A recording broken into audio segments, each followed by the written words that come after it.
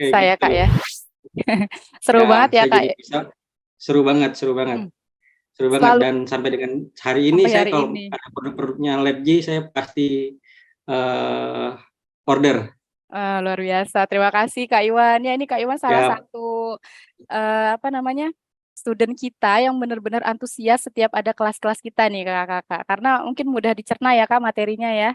Heeh. Dan benar sekali, mudah mudah dicerna. dan materi kita juga bergaransi ya Kak ya. Jadi kalau belum ngerti Siap, kita ajarin. Yuk sampai kapan jam berapa? Ayo kita ajarin. Gitu ya Kak. Ya, makasih ya Kak Iwan Agriarso. Jadi panggilannya Kak siap Iwan apa Kak Kak. Agri? Kak Iwan. Kalau di kantor biasanya Agri, Kak kalau Agri. panggilan Iwan aja. Kak Iwan ya. Oke, oke. Siap, Makasih banyak Kak Iwan. Maaf nih mendadak ya siap, kaget nih jangan-jangan. nggak apa-apa. Makasih banyak ini testimoninya. Yaitu teman-teman. Jadi salah satu student kita sejak 2019 ya sekitar COVID sampai hari ini alhamdulillah masih terus belajar bersama kita di sini dan LabG juga terus mengembangkan diri ya untuk terus belajar memberikan materi-materi yang up to date yang terkini. Nah, kami juga punya website belajar nih kakak-kakak bisa diakses di laboratoryofg.com dan ini yang menariknya nanti kita coming soon akan melaunching course GEE dari level basic sampai level advance yang kakak bisa akses di website kami ya. Kemudian juga di website itu kakak bisa lihat nanti ada kelas live maupun kelas yang recorded yang misalnya kakak perlu beli, perlu cari kelas dari situ kakak bisa beli juga ya. Atau mungkin kakak bisa request ke kami ya. Selanjutnya, nah ini tagline dari kami. Next. Belum berubah ya. Nah ini tagline dari kami ya, LabG itu tagline-nya jago pemetaan ya teman-teman ya kakak-kakak. Jadi kita setelah keluar dari LabG, materi yang kita sampaikan ya kami berharap itu sudah hands on. Artinya apa? Kakak-kakak bisa langsung praktek, bisa langsung dipakai di pekerjaannya, di kuliahnya ya. Jadi semuanya bisa langsung hands on. Apa aja kelas yang ada di kami? Ada kelas private, kelas one on one. Ini ada beberapa klien juga saat ini yang menjalani kelas one on one ya, berbagai topik salah satunya juga tentang GIS dasar ya. Ada juga tentang NDVI ya, macam-macam materi. Kemudian kami juga mengadakan BIMTEK dan juga training nih kakak-kakak. Ini terakhir kami kemarin baru menyelesaikan BIMTEK juga bekerja sama dengan salah satu Pemda dari Kalimantan Tengah ya. Ya, topiknya tentang GPS dan pemetaan GIS. Ya, ini BIMTEK dan trainingnya juga sesuai dengan request dari kakak-kakak sekalian. Mau BIMTEK online, hayu kita bisa mengerjakan bareng-bareng. Mau BIMTEKnya offline, sekaligus jalan-jalan di Kota Malang yang sejuk juga boleh banget ya kakak-kakak ya. Ditunggu ya. Kemudian kami juga bisa mengolah data spasial, berbagai macam data spasial ya. Di sini ada berbagai tawaran paketnya, ada paket basic ini apa namanya? Level basic biasanya belajar tentang GIS dasar, tentang GPS, tentang GEE yang dasar, juga tentang drone ya, penggunaan drone. Untuk yang intermediate ini klien kami pernah belajar tentang GEE yang advance, kemudian tentang NDVI, tentang pemodelan karbon, ya, kemudian pemodelan banjir dan juga pemetaan kebencanaan, ya. Jadi bisa dipetakan kebencanaan bagaimana cara menanggulanginya dan juga mitigasinya bagaimana. Kemudian ada juga tentang SAR, tentang land subsidence, land surface temperature. Ada juga tentang klien kami ini tentang manajemen hutan, kemudian perhitungan karbon hutan. Untuk tambang ada site selection lokasi tambang, kemudian juga ada valuasi ekonomi yang dihitung secara spasial. Kemudian bisa juga pemodelan spasial sumber daya alam, ini juga pernah salah satu klien kami. Dan juga ini untuk kesehatan pun ada ya, GIS untuk kesehatan. Dan sebenarnya ini juga salah satu alasan saya ya menyemplung ke LabG. Sebenarnya saya sendiri backgroundnya adalah kesehatan, tetapi waktu itu saya menggunakan aplikasi GIS ya, ilmu GIS untuk bisa memetakan tentang kesehatan gitu. Jadi sebenarnya saya backgroundnya kesehatan nih kakak-kakak dan teman-teman ya. Oke, kayaknya itu dari saya. Nanti kalau kakak-kakak ada yang mau ditanya, boleh chat kita di grup atau boleh menghubungi ke nomor admin ataupun ke Instagram LabG. Ya, cukup di DM aja. Kayaknya itu dulu. Terima kasih waktunya Kak Arkan. Saya kembalikan ke Kak Arkan. Oke, baik. Terima kasih kepada Kak Suci ya atas penyampaian perkenalan company profile dari Laboratory of G selaku penyelenggara webinar. Bisa next slide, Kak. Ya. Jadi Kakak, selain yang sudah disampaikan oleh Kak Suci sebelumnya, LabG ini juga pernah menjalin beberapa kerjasama ya dengan beberapa partner begitu. Itu diantaranya ada dari Yayasan Konservasi Alam Nusantara, kemudian ada juga dari Lapan dan Authorized Reseller Hexagon, dan juga PT Saga Buana Jasa Selaras.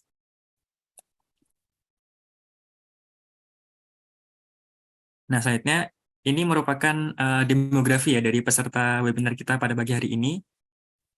Bisa dilihat kalau yang hadir pada saat ini tuh tersebar dari banyak wilayah di seluruh Indonesia ya. Mungkin teman-teman bisa sekali lagi bisa ketikkan asalnya di kolom chat begitu ya. Nah, bisa dilihat kalau pesertanya sangat beragam tersebar di seluruh wilayah Indonesia. Jadi semoga dengan adanya webinar ini selain menambah ilmu bagi kakak semuanya juga bisa menambah jaringan bagi para peserta untuk bisa saling mengenal satu sama lain begitu ya.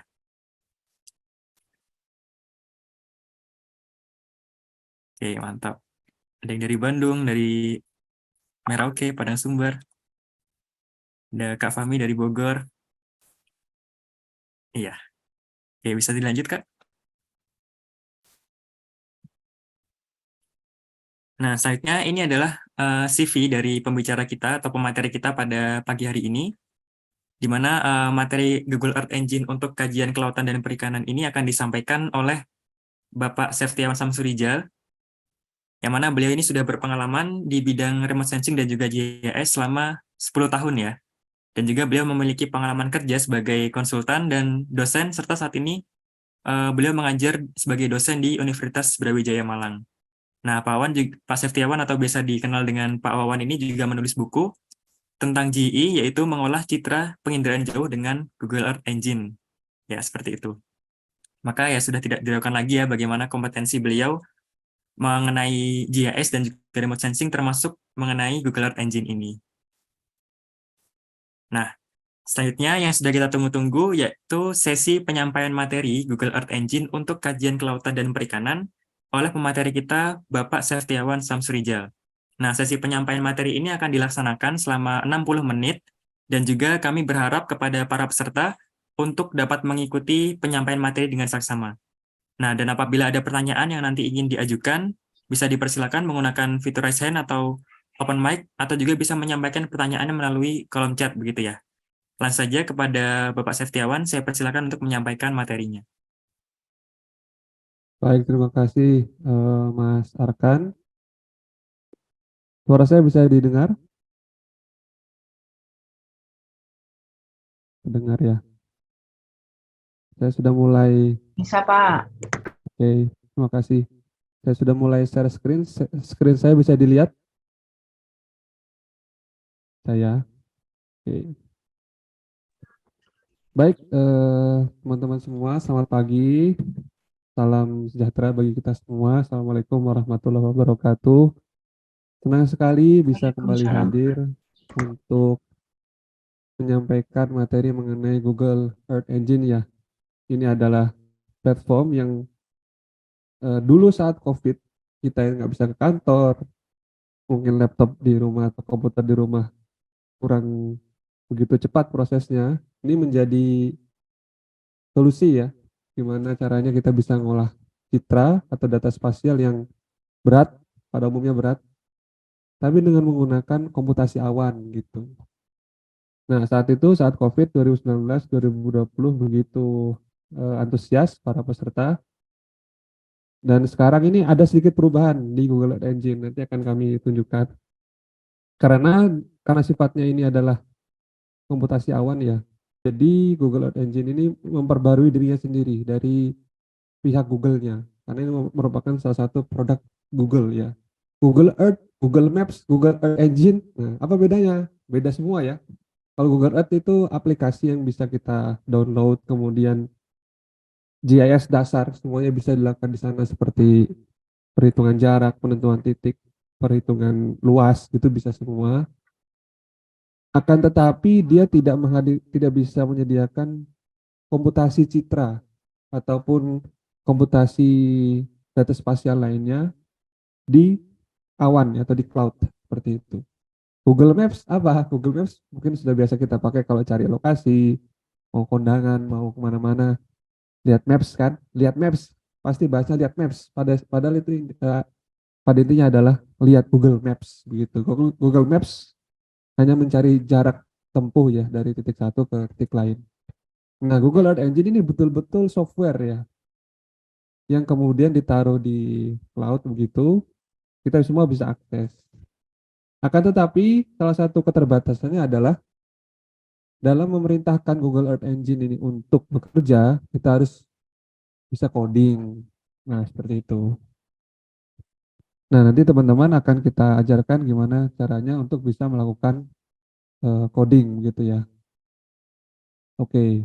Nah, dalam penyampaian saya ke depan selama 60 menit, 1 jam ke depan, silakan teman-teman bisa mengikuti. Silakan teman-teman bisa mempraktekkan. Nanti jika ada yang terkendala, bisa share screen dan kami remote dari sini. Bagi yang bisa mengikuti secara detail, nanti ini ada banyak loh menunya, ada 10 materi hari ini ya. Sekitar 10 materi. Jadi saya kasih 10 materi terkait kelautan dan perikanan spesifik ke sana ya, karena saya lihat kalau land sudah banyak banget ya, sudah ada yang land surface temperatur, apa segala macam DM, itu semuanya kebanyakan di terestrial lah, kebanyakan di terestrial. Nah ini saya coba geser sedikit ke pesisir dan kelautan serta perikanan. Ada 10 materi, apa aja ikutin ya sampai akhir. Nanti saya akan coba tes peserta yang bisa mengikuti dengan seksama, kami kasih door prize gitu ya. Nanti bisa hubungi panitia. Oke, sudah siap? Saya harap sudah ready semua. Kalau bisa ya bisa ketik siap. Kalau bisa mulai buka Chrome-nya ya. Buka Chrome-nya selain nonton Zoom ini. Silakan buka Chrome-nya atau Mozilla atau Edge ya, browser lah. Pada intinya buka browsernya seperti itu. Supaya teman-teman nanti sudah ready. Kemudian silakan ketik di browsernya itu Earth Engine gitu atau Google Earth Engine. Nah, nanti pasti langsung muncul ya. Nanti akan kita dampingi. Sekarang saya kasih teori dulu ya. Tenang. Sekarang saya kasih teori dulu, nggak langsung praktek. Oh ya, saya juga menyampaikan bahwa jika ada yang ingin bertanya, silakan menyela saya ya. Nggak apa-apa. Saya fleksibel saja. Saya senang disela lagi ngomong. Mau nanya Pak gitu atau saya kendala gitu. Silakan saja ya, biar kita interaktif. Nggak perlu nunggu saya selesai penjelasan dulu langsung ditanyakan. Kecuali materinya itu materi next. Misalnya Bapak Ibu atau teman-teman semua sudah berpikiran jauh gitu ya. Dan saya akan menyampaikan itu, nanti saya akan juga sampaikan bahwa nanti itu akan kami sampaikan begitu. Jadi silakan saja. Oke. Terima kasih yang udah chat. Oh ini pengenalan diri saya lagi ya. Ya ini saya sudah supervisor atau SKKI level 7 ya dari MAPIN, dari BIG. Beberapa pengalaman saya dulu dosen di Unmul, kemudian di Examep, kemudian di Bumi Prasaja menjadi trainer, dan sekarang saya di Perikanan dan Kelautan Universitas Brawijaya. Beberapa riset yang sudah saya publikasikan terkait mangrove yang paling terbaru bersama rekan-rekan dari Australia dan teman-teman dari Pulau Komodo. Ini saya memetakan karbon mangrove di Pulau Komodo menggunakan machine learning dan multi-source remote sensing data ya. Jadi data DEMNAS, data Sentinel-1, Sentinel-2, itu saya kombinasikan semua supaya mendapatkan nilai karbon mangrove yang paling efektif, efisien. Riset batimetri juga sudah pernah bersama teman-teman dari LAPAN ya, di Jambora Geoscience Review. Nah ini saya juga riset pakai GEE, nanti saya sampaikan di sini ya bagaimana caranya penentuan lokasi marikultur atau marine aquaculture ikan kerapu, grouper kan ikan kerapu bahasa Inggrisnya ya, di Sumatera Utara menggunakan GEE. Jadi kalau paper GEE itu enak ya karena kita bisa sertakan linknya di sana, linknya itu bisa dipakai oleh semua orang, tinggal pindah lokasi sudah jadi. Ya, tapi kalau nulis paper nggak bisa begitu ya, harus disertakan background studi, alasan-alasan ilmiah, pemilihan lokasi dan seterusnya. Kemudian land surface temperature juga pernah, ini waktu Wuhan itu kan pertama kali lockdown, saya bersama teman dari Geografi UMS dan dari Mbak Sari Dewi, ini dari mana ya? Dari WRI, World Resource Institute itu kami berdiskusi gimana sih perbedaan suhu permukaan lahan di kota before and after lockdown gitu kan. Nah karena yang masih lockdown waktu itu Wuhan, kami meneliti Wuhan. Nah karena penelitiannya remote sensing itu bisa tanpa validasi lapang ya, pakai data sekunder bisa. Saya nggak ke Wuhan, tentu saja saya tidak ke Wuhan. Pakai data sekunder, pakai data meteorologinya Wuhan, berapa pengukuran on-site di sana, in situ-nya berapa, dan dibandingkan dengan hasil citra kami. Ini termasuk salah satu paper saya yang masif disitasi beberapa waktu belakangan. Dia sudah 32 kali dalam 2 tahun, saya kira itu cukup banyak ya. Nah ini saya juga sudah menulis buku tentang GE, silakan nanti apabila ada yang mau memesan, membeli, bisa chat admin WAG. Kalau Mas Iwan tentu saja sudah punya ya, Mas Iwan selalu order tadi katanya. Terima kasih Mas Iwan. Oke, saya masuk ke materi ya. Jadi pada tahun 2012 itu ada publikasi dari Good Child bersama rekan-rekannya menyampaikan bahwasannya suatu ketika nanti, ini dia tulis tahun 2012 nih ya. Suatu ketika nanti data GIS itu ya akan borderless, artinya membutuhkan kolaborasi tingkat internasional. Jadi memang sekarang sudah bukan zamannya data spasial itu di keep masing-masing orang ya, disembunyikan atau nggak mau saling share, itu udah bukan zamannya. Kalau sekarang data spasial itu sudah terbuka lebar. Juga didukung pemerintah ya, kalau di Indonesia ada kebijakan satu peta itu. Kemudian juga suatu saat juga apa namanya membutuhkan intensif data analisis ya. Artinya komputer-komputer biasa itu suatu ketika nggak akan mampu lagi karena produksi citra itu kalau temporalnya semakin cepat ya, maka akan memakan banyak memori di laptop kita. Itu juga bersama dengan huge computing resources ya. Jadi perlu HPC ya atau HPC, high performance computer itu, dan nggak semua orang bisa menyediakan person to person HPC itu ya. Misalnya mahasiswa S1, S2, S3, kalau dia ngolah citra apakah dia harus beli komputer gitu?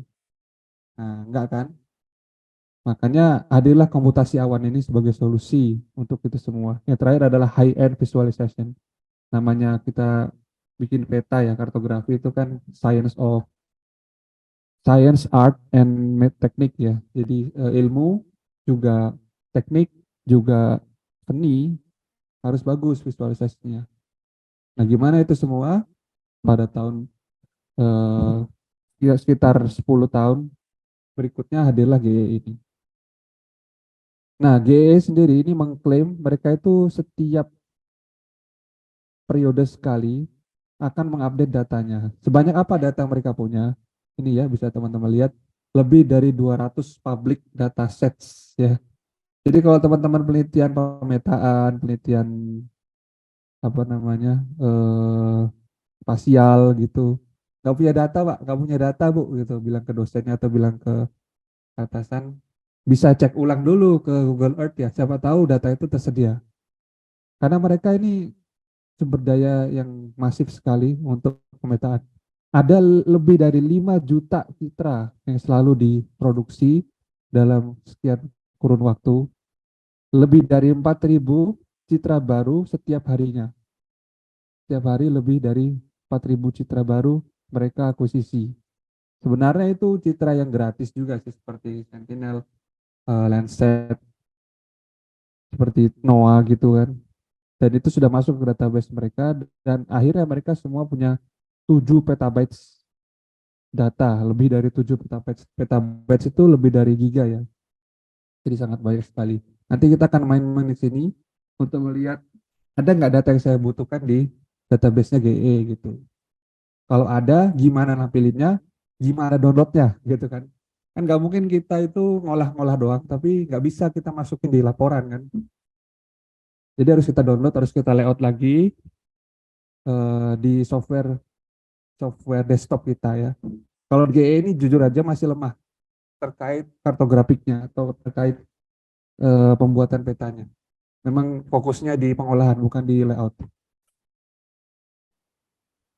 Nah, bagi yang mau memulai silakan tadi ketik Google Earth Engine dulu. Saya ketikkan di chat ya.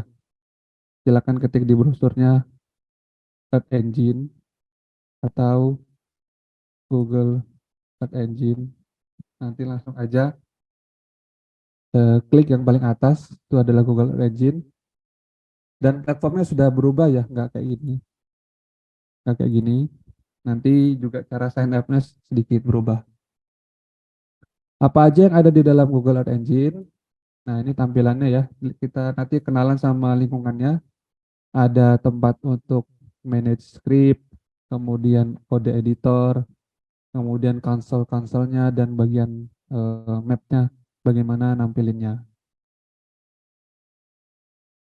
Oke, sebelum berlanjut sebenarnya dua kemampuan ini yang harus kita perlukan kalau mau lancar belajar di ya tadi ya terima kasih Mas Ardi Abu Rido ya sudah remote sensing dan coding gitu.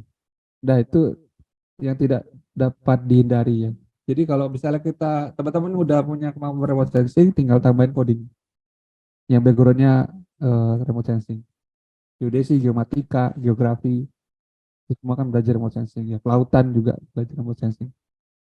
Tapi bagi yang udah coding, udah bisa coding, ilmu komputer dan seterusnya, tinggal ditambah kemampuan remote sensingnya gitu. Jadi eh,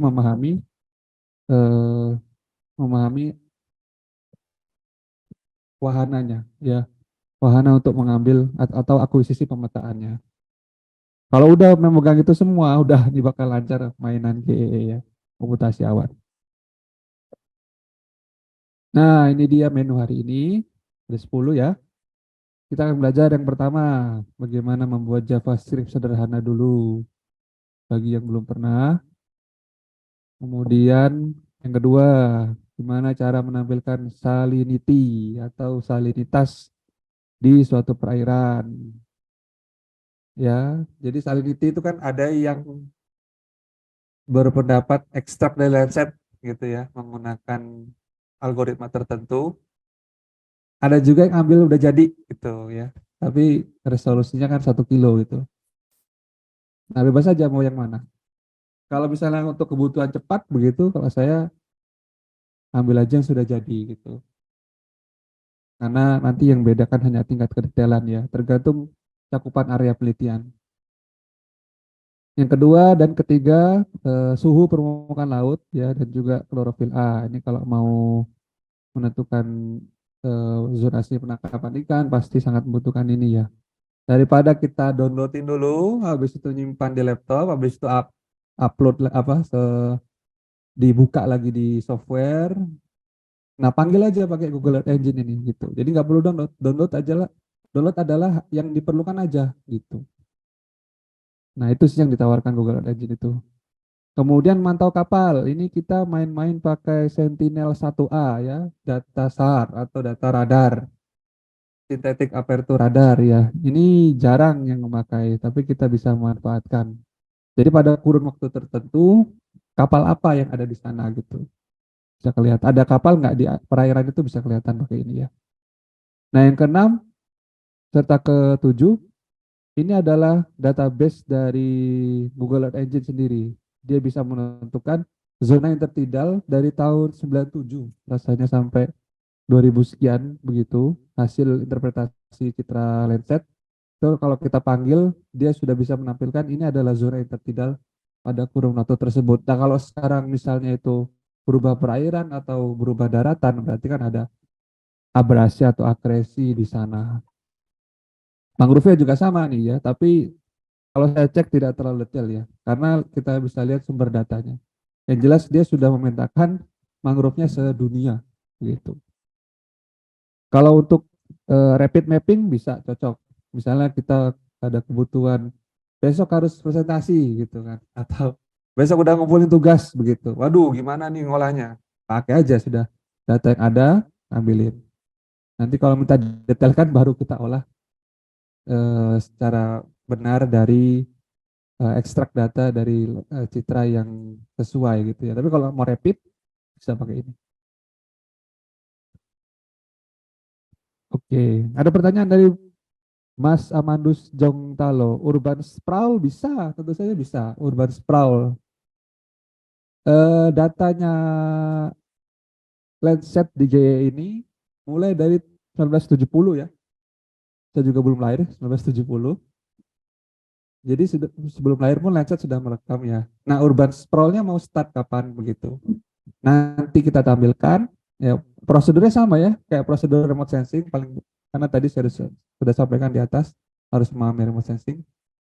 Ada pre-processingnya apa, processingnya apa, dan post processingnya apa. Kalau pre-nya kan pilih citranya apa ya, katakanlah kalau masnya mau dari yang tahun lama begitu, berarti katakanlah tahun 90 begitu, pakai Landsat 5 mungkin ya. Nah, Landsat 5 habis itu kita proses dengan menggunakan NDBI, Normalized Difference Building Index. Dah NDBI terus selama 10 tahun, 90 NDBI, 2000 NDBI, kemudian 2010 NDBI. Nah, lihat penyebaran urbannya seperti apa. Itu juga riset yang sedang saya kerjakan bersama rekan-rekan BRIN ya. BRIN. BRIN apa kemarin tuh ya? BRIN BRIN Geospasial begitu. Sedang dipublikasi itu untuk aglomerasi perkotaan di Gerbang Kertosusilo ya, karena Jabodetabek sudah banyak. Kita pindah ke Gerbang Kertosusilo yaitu mana itu Surabaya Metropolitan Area gitu ya. Gerbang Kertosusilo. Itu bisa. Dan itu pakai GE, kita pakai sedikit algoritma machine learning ya, SPM, random forest. Ya, dibandingkan aja mana yang detailnya lebih detail gitu. Terima kasih pertanyaannya. Monggo kalau ada yang mau tanya lagi. Nah, kemudian kita lanjutkan ke 8 ya, Global Fishing and Vessel Watch. Nah, mungkin sudah ada yang pernah lihat data kapal sedunia itu ya. Ada aplikasinya tapi berbayar ya. Waktu saya mengisi training GIS di KLHK itu di Gakum ya, di penegakan hukum KLHK, mereka untuk memantau kapal-kapal ilegal dan akuntannya yang ilegal itu ya menggunakan data itu gitu. Nah, ternyata di GE ada ya. Di GE Global Fishing and Vessel-nya itu punya datanya. Tinggal kita sesuaikan. Kalau nggak salah ini nanti juga ada tipe tipe alat tangkap ikannya ya. Nanti kita perhatikan di sini salah satunya pakai trawler. Ya, nanti kita bisa ganti trawlernya. Selain trawler ada alat apa aja alat tangkapnya. Kemudian yang kesembilan ini yang saya sampaikan tadi, ini riset saya, marikultur ikan kerapu. Jadi kan kalau kita mau menentukan atau set selection atau penentuan lokasi yang baik untuk hidup suatu biota itu dengan beberapa parameter ya, misalnya ikan kerapu itu hidupnya di suhu yang berapa, batimetri berapa, kemudian klorofil berapa, dan seterusnya. Nah, itu gimana caranya kita lakukan weighted overlay atau pembobotan berjenjang bertingkat itu pakai GEE gitu ya. Oh ya, ini GEE juga ada batimetri batimetri dunia ya, bukan Demnas. Kalau Demnas kan Indonesia. Sayangnya belum masuk GEE. Ini pakai etopo ya. Jadi kedalaman lautannya itu pakai etopo gitu. Ini juga menarik nih gimana etopo itu mungkin bisa memvalidasi hasil multi beam atau memvalidasi hasil single beam begitu ya. Dicari errornya, dah itu juga udah riset tersendiri. Data etopo nanti saya kasih linknya untuk bisa menampilkan data etopo. Yang terakhir Ocean Color ya, Modis Aqua. Jadi bagi yang senang mainan Ocean Color juga tersedia datanya dari citra satelit Modis Aqua, resolusinya 1 kilo kalau Modis ini ya. Gapco belum masuk GE. Saya belum tahu. Nanti kita cek di datasetnya ya. Siapa tahu sudah ada. Baik, sekarang kita ke JavaScript sederhana dulu ya. Ya, saya take down dulu ini slide saya. Saya udah langsung aja ke aplikasi ya. Sebelum kita masuk JavaScript sederhana, saya ke sini dulu aja. Saya buka dulu Microsoft Edge. Nah, di sini ya. Magnifier.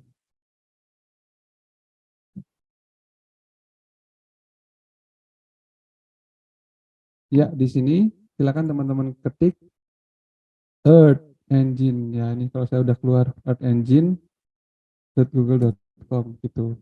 Nah, ini dia tampilan awalnya Earth Engine google.com. Oke. Tadi bagi yang bertanya kontak saya bisa chat di grup WA saja ya. Ada admin yang akan membantu terkait ini. Oh, belum tampil. Sorry, sebentar. Ya, terima kasih. Sudah tampil ya sekarang ya. Ya, oke. Sudah tampil ya.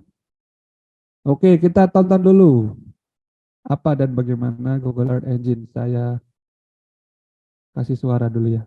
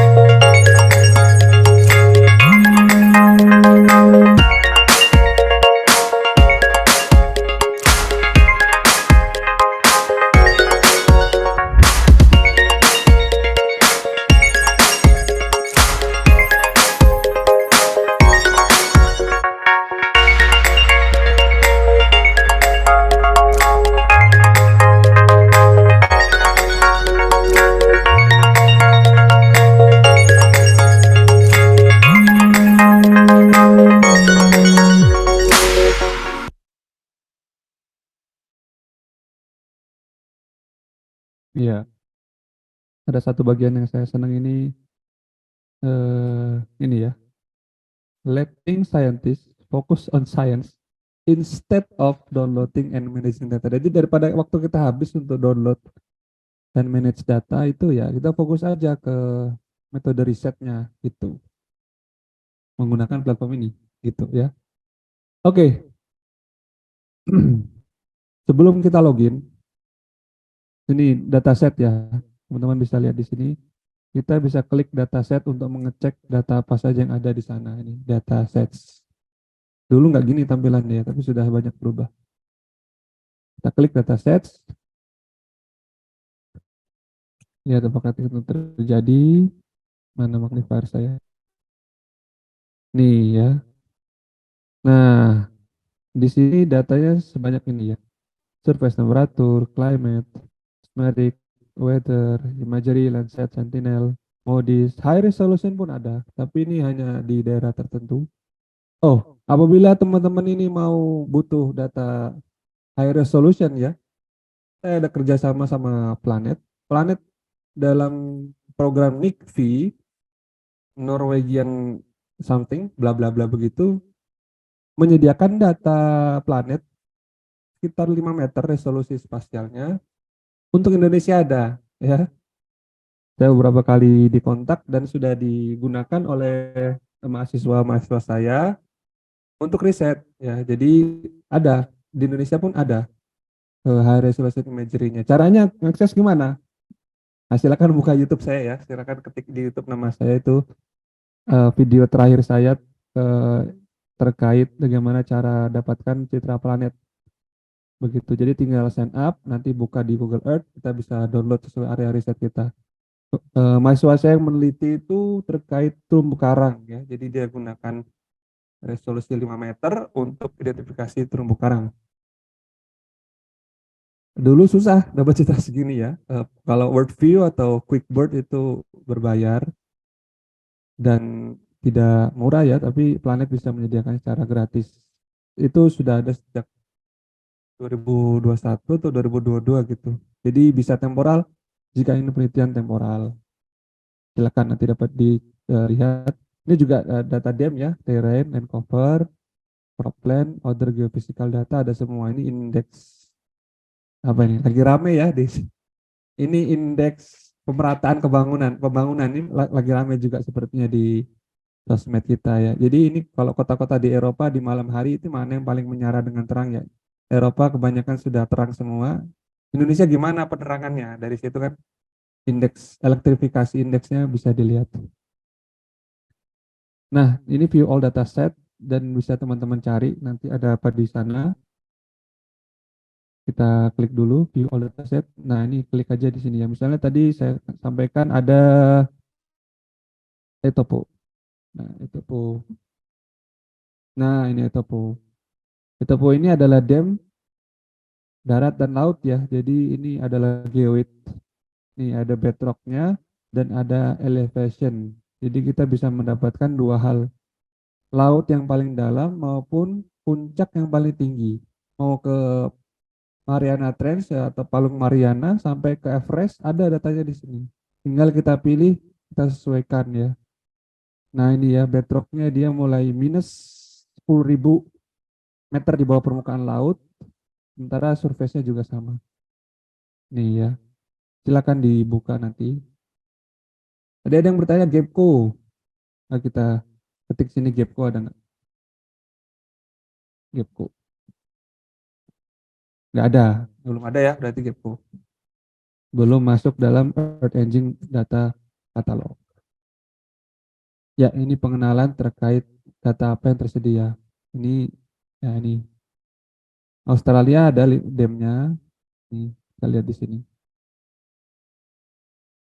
Ya, dapat disaksikan. Ini juga population ya. Population juga ada nih. Population density. Tadi urban sprawl itu apakah nyambung dengan population? Juga bisa dilihat di sini. Seharusnya nyambung ya, karena yang bangun urban ya manusia, siapa lagi? Seharusnya linear pertumbuhannya. Oke, kita kembali ke sini. Ya.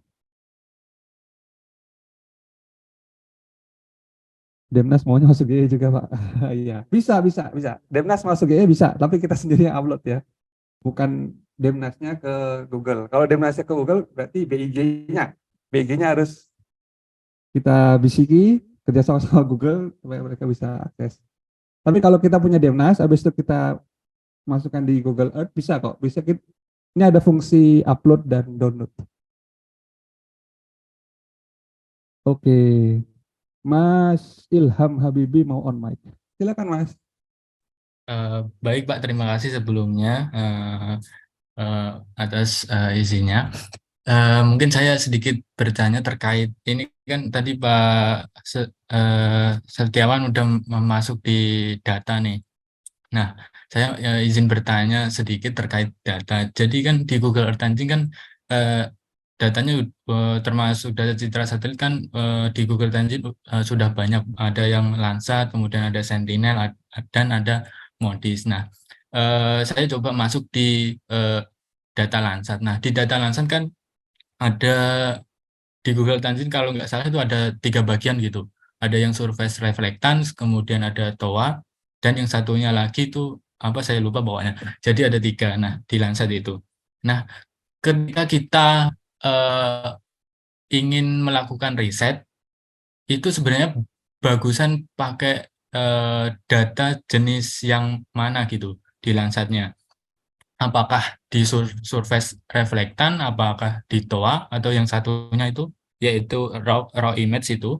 Nah, itu sekiranya bagus yang mana. Nah, dan pertanyaan selanjutnya itu, jika kita kan biasanya kita melakukan pengolahan secara konvensional kan perlu download dulu nih di USGS. Nah, kalau di Google Earth Engine kan kita nggak perlu nih mau download dulu. Intinya tinggal buka data dengan var image collection itu, baru kita proses lain sebagainya.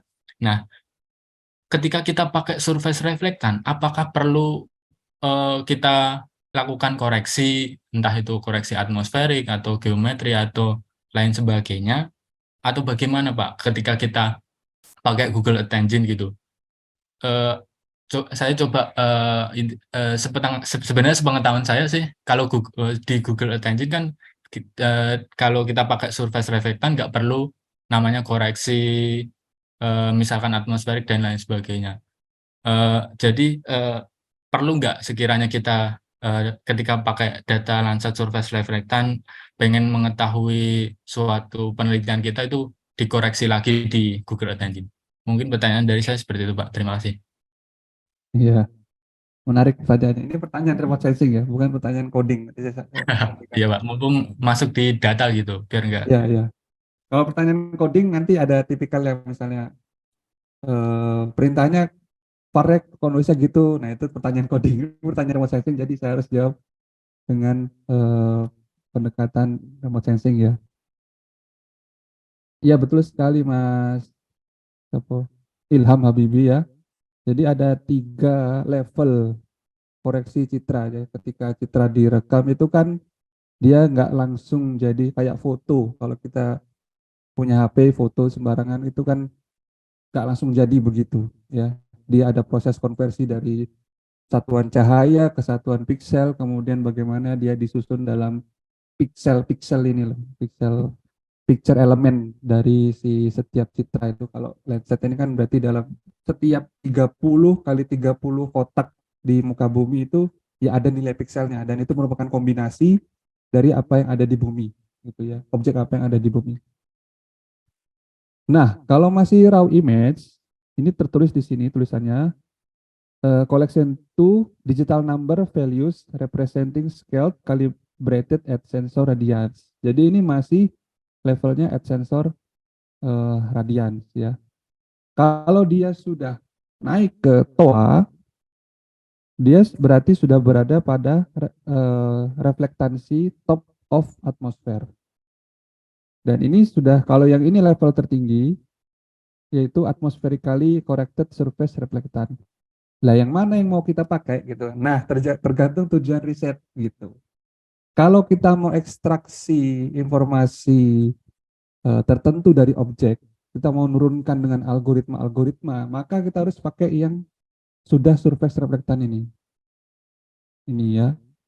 Tapi kalau misalnya kita mau hanya klasifikasi ya, dalam bayangan saya misalnya klasifikasi multispektral gitu ya, kayak maximum likelihood atau unsupervised, supervised lah.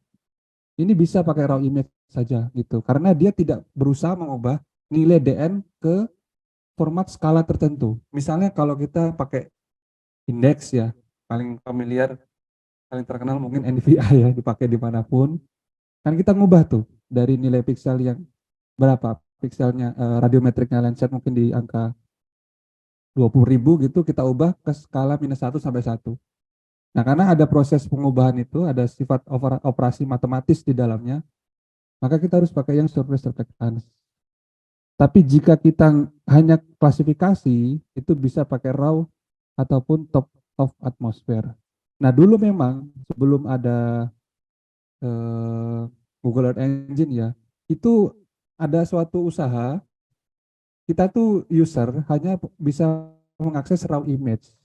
Kalau kita mau ngubah sampai surface reflektan, maka kita harus lakukan pre-processing itu ya. Gimana pre-processingnya dari raw ke TOA langsung ke surface reflektan. Seiring berjalannya waktu, vendor Citra itu USGS atau ESA atau yang lain itu menyadari hal tersebut time consuming ya bagi user, bagi end user bahkan. End user itu kan nggak mau pusing ya. Aku kok mikirin caranya konversi gitu. Nah, mereka itu memahami hal itu sebagai strategi bisnis juga. Sehingga disediakanlah yang ready to use. Seperti ini. Ini kan ready to use sifatnya ya. Surface reflectan ini mau klasifikasi, mau transformasi bisa. Kan intinya pemrosesan Citra itu ya kalau nggak transformasi ya klasifikasi udah itu doang kan. Pasti jatuhnya di antara dua itu. Nah, jadi dari vendor itu sudah sampai surface reflectan ini, Mas ya. Nah, tadi pertanyaannya apakah perlu gitu. Kalau di zaman now ini, ya zaman now, menurut saya nggak perlu. Menurut saya nggak perlu ya. Koreksi geometrik, apalagi geometrik ya. Dulu zaman saya pasti koreksi geometrik, bikin GCP satu persatu ya, nyocokin dari image to image atau image to map. Aduh, itu susahnya minta ampun ya. Dan itu lebih sifatnya geodetik kan. Sementara saya end user juga tidak belajar pendekatan semacam itu. Polinomial order berapa itu nggak begitu hafal juga. Nah, tadi seiring berjalannya waktu, koreksi geometrik itu mereka ambil alih, vendor ambil alih. Jadi kita sekarang download kita sudah, kalau kita masukkan di software apapun, kita tampalkan, paling mudah tampalkan vektor di atasnya, itu kan langsung nampal tuh. Artinya kan sudah terkoreksi geometrik. Begitu. Jadi, koreksi geometrik sudah terjadi, dan koreksi radiometrik atmosferik pun sudah bisa dilakukan, kecuali ingin yang lebih advance ya, misalnya sunglint ataupun apa namanya kalau di perairan itu ada apa koleksi kolom air ya, water column correction itu itu belum ada. Jelas harus dikoreksi kolom air lagi jika ingin penelitian yang sifatnya di bawah underwater gitu. Seperti itu. Nah, Stuart Pin dari Queensland itu pernah ditanyain juga. Kan vendor sudah bisa menyediakan Citra ready to use nih, gitu. Profesor ya, Stuart Pin dari Queensland, profesor. Perlu nggak kita ajarkan ke mahasiswa sebagai univ di univ ya terkait hal ini? Jawabannya adalah perlu ya, karena bagaimanapun kita harus tahu sejarahnya bagaimana atau bagaimana urutannya bagaimana Citra ini dihasilkan supaya setidaknya paham lah kemampuan dasarnya. Begitu Mas. Jadi kalau misalnya nanti pakai surface reflectance, intinya di Google Earth tidak perlu geometrik, tidak perlu radiometrik, ya. Tapi kalau mau sunglint dan water collection, water column correction wajib dilakukan ya. Jika perlu ya. Itu jadi sifatnya tentatif. Oh, Begitu, semoga menjawab. iya Pak. Meneruskan jawaban Pak Setiawan tadi, jadi kan sebenarnya saya setuju. Terus terkait tadi kan Pak Setiawan bilang kalau kita mau klasifikasikan suatu kawasan itu pakai raw image sudah cukup. Nah, tapi kalau pakai surface reflection jatuhnya sebenarnya cukup nggak sih gitu? Apakah kita perlu tetap pakai raw image? Padahal tadi bilangnya Pak Setiawan itu kalau surface reflectan itu ketika kita mau pakai ketika kita mau lakukan suatu input dari persamaan gitu. Raw image level yang paling rendah Mas. Ini level rendah, level 0, level 1, level 2. Gitu. Iya, tapi kalau kita mau lakukan klasifikasi menggunakan data Landsat surface reflectan itu jatuhnya sudah cukup lah gitu ini. Cukup. Sudah cukup ya. Saran saya pakai SR aja. Terus ya pertanyaan satu lagi Pak, gini, kan di Landsat itu sendiri kan ada level-levelnya, ada yang 9, 8, kemudian 7, dan 5 TM itu. Nah, kenapa sih sebenarnya di dalam riset itu ketika pakai data Landsat yang time series kita itu perlu melakukan penyamaan data. Kan ada yang collection 1, collection 2, kemudian ada tier 1, tier 2, dan lain sebagainya itu. Kenapa kita perlu menyamakan data-data tersebut untuk penelitian kita sih sebenarnya kayak gitu, Pak. Saya luruskan dulu yang 5789 ini bukan itu versi Mas ya. Jadi Versi, nggih, ya sorry, Pak. versi. Versinya. Jadi itu tergantung tahunnya mau tahun berapa. Kalau mau tahun Benar-benar. 2000 mau tahun 90 nggak bisa pakai lensa 9 karena belum Ya, launching iya. gitu kan. Heeh. Nah, itu kenapa kita perlu sebenarnya menyamakan data kan berdasarkan collection-nya gitu. Karena ada beberapa hal yang perlu dicek di metadatanya. Seperti azimut azimut dari cahaya matahari begitu. Di tier dari setiap ininya ada di metadatanya bisa dicek nanti. Oke, eh, saya lanjut dulu Mas ya. Terima kasih pertanyaannya. Siap-siap, Pak. Ya, oke kita sekarang getting started ya teman-teman. Jadi klik di sini, nih get started. Ada yang nggak muncul nggak? Get started. Nah ini ya. Nah dulu nggak gini, sekarang gini ya. Ini kalau mau mulai dari sini, jadi kita harus mendaftarkan diri kita apakah kita ini penggunaannya komersial atau non komersial gitu. Nah, karena kita buat belajar, kita pakai yang unpaid usage ini ya. Silakan kalau ada yang ketinggalan ya. Jadi dari get started, klik aja. Dari get started, klik aja. Habis itu pilih unpaid usage karena bukan untuk non profit ya, bukan untuk profit. Kita untuk pelatihan pakai Academia and Research. Habis itu kita next. Nah, bagi yang udah punya, kita bisa pakai choose an existing ya. Tapi bagi yang baru pertama kali, harus create new dulu gitu. Nah, saya asumsikan teman-teman di sini semuanya create new ya, karena belum pernah sama sekali. Bisa dipilih organisasinya apa. Nah, karena saya sudah browser saya ini saya loginkan pakai email UB, email institusi saya saat ini. Jadi saya pakai UB gitu ya. Mungkin ada teman-teman yang beda atau pakai Gmail bisa juga. Nah, ini nanti kasih nama projectnya, EE misalnya. EE itu Art Engine ya, EE Wawan gitu. Nah, ini. Baru kasih nama lagi. Projectnya adalah pelatihan LabG misalnya. Nah, ini nggak boleh pakai spasi, nggak boleh pakai underscore. Ini ya. Boleh pakai spasi tapi tanpa underscore. Ada yang ketinggalan sampai sini?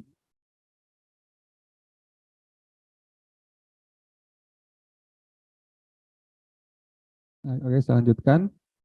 Summary ya. Summary. Dia akan membuat ringkasan terkait proyek kita.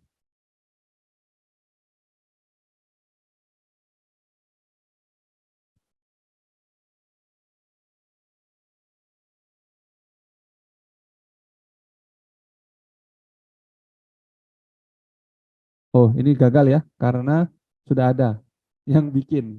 Jadi saya kasih nama Wawan 1. Nah, kalau udah ada yang bikin,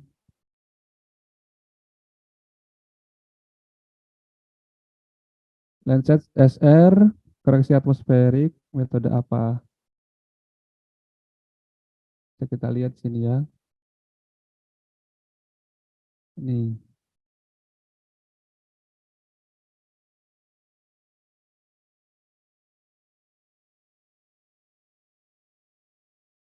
Silakan dapat dicek di sini. Jadi dibuka aja datanya. Nanti ada di description-nya terkait metode apa yang digunakan oleh Landsat tersebut dalam mengoreksi datanya sendiri ya. Ini kalau kita mau terima apa adanya dari si vendornya dari USGS ya. Tapi kalau kita merasa kayaknya kurang ya, ya udah berarti kita ambil yang top of atmosfer baru kita koreksi dengan metode yang kita pilih. Terkait pertanyaan Mas Andi Agus Salim. Nah, ini dia hasil summary-nya ya. Jadi project usage-nya untuk Academia dan Research project infonya seperti ini. Saya konfirmasi dan continue, maka akan langsung masuk ke bagian penulisan skripnya. Ya, kita tunggu saja dia akan melakukan redirection.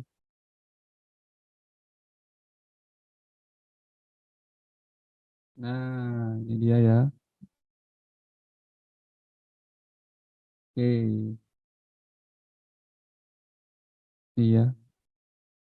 Jadi ada 3 bagian di sini secara garis besar. Ini adalah tempat penulisan skrip, dokumen, dan juga aset. Kalau ini adalah penulisan skripnya, ini adalah tombol-tombol untuk inspeksi, untuk download, dan juga memeriksa error atau berjalannya skrip kita. Dan ini adalah petanya. Ya, ya. Saya jelaskan satu persatu dari sini dulu.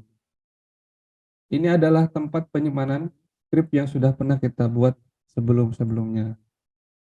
Karena saya sudah beberapa kali kegiatan, sudah ada skrip saya. Nah, ini membersihkan awan juga bisa ya. Jadi kalau di Indonesia ini terkenal tempat pembentukan gunung api, banyak gunung apinya, banyak gempa, dan tempat pembentukan awan karena berada di khatulistiwa, awan yang ada di Landsat, dalam hal ini Landsat ya, bisa kita hapuskan.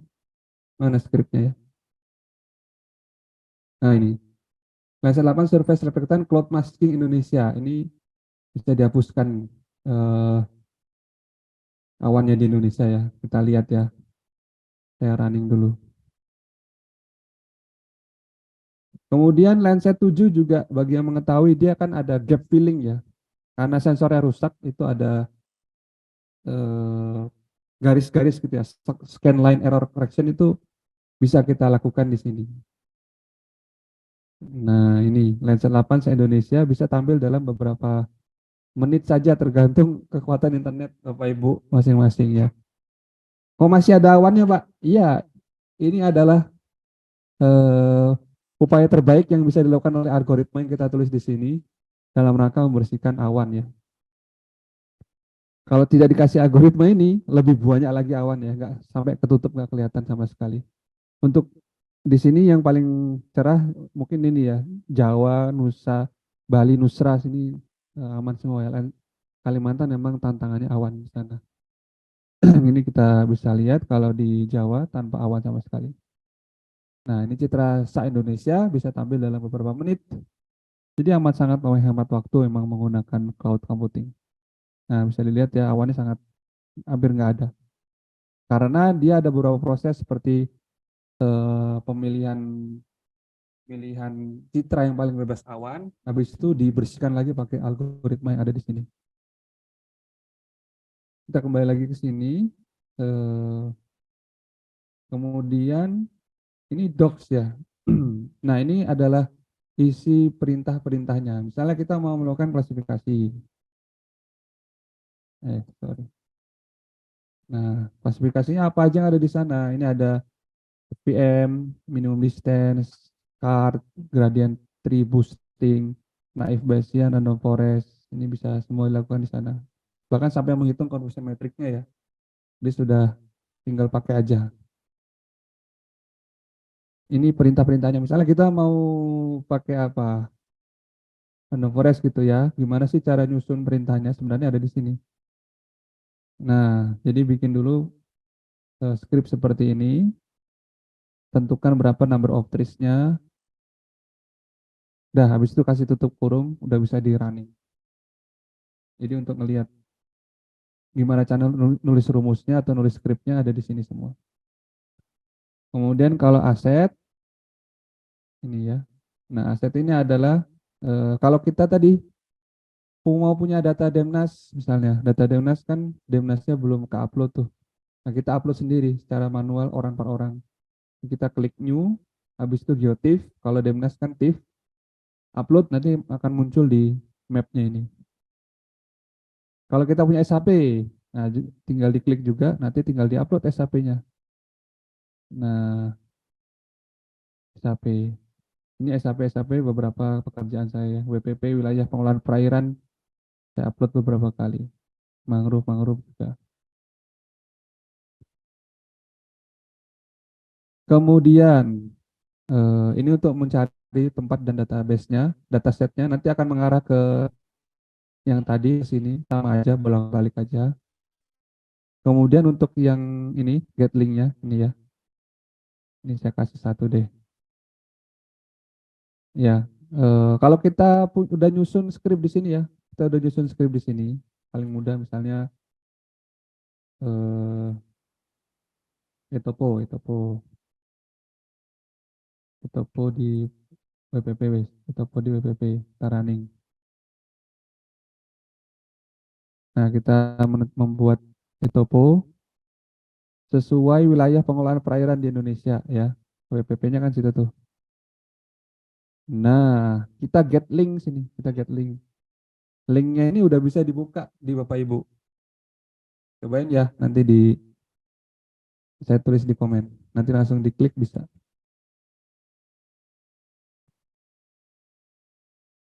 Nah, itu bahkan di kopas di WA. Habis itu buka di WA bisa. WA-nya nanti ngarah ke browser, browsernya ngarah ke GE, sudah bisa. Jadi analisis citranya bisa pakai HP ya. Sebuah keajaiban kalau di masa lampau. Kalau sekarang sudah bisa dilakukan. Silakan diklik itu linknya saya share Etopo ya. Nanti di akhir eh, acara saya kasih linknya semua ya. Dari 10 materi tadi saya kasih linknya semua. Coba Bapak Ibu teman-teman tinggal pakai sudah kami sediakan di Getlink aja gitu. Nah, Getlink ini menawarkan kolaborasi tadi tingkat nasional. Ya, tadi ada ini juga Mas Agus Aris mau diberikan nanti cara masking daratan pada citra. Oh iya, agar fokusnya. Oh, masking daratan. Ya, ya, ya. Oke.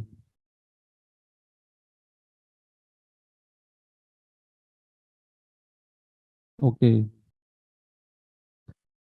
Kemudian ini ya seksinya dulu. Get link. Habis itu save ini yang untuk nge-save. Kalau saya lakukan satu perubahan saja, nah, maka dia save-nya nyala, artinya belum di-save. Kalau save-nya nyala, artinya belum di-save, atau bisa lihat di sini juga. Kalau di sini ada tanda bintang, berarti pekerjaan ini belum di-save.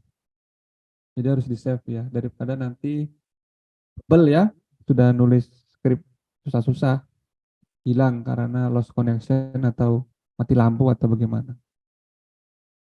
Ini untuk ngeran, untuk menjalankan run, reset untuk menghilangkan skrip, apps untuk membuat aplikasi. Jadi ini bisa digunakan juga untuk membuat aplikasi. Ya, contohnya Mangrove Apps sudah kita ada. Kemudian inspektornya apa? Inspektor, klik on the map to inspect the layers ya, sesuai perintahnya. Jadi kita klik di sini misalnya. Ya, ini bisa diperhatikan kursor saya ketika tombol inspect saya aktifkan maka berubah jadi plus. Kalau saya klik di sini itu. Nah, di sininya dia akan muncul informasinya ya. Nih, bedrock 5305. Berarti itu adalah kedalamannya di titik yang kita klik tadi, yaitu di koordinat ini ya. Nih, koordinat ini 5300 kedalamannya itu. Dan ini level zoomnya. Kalau nggak salah sampai level zoom 22. Semakin kita zoom in, semakin tinggi zoom levelnya.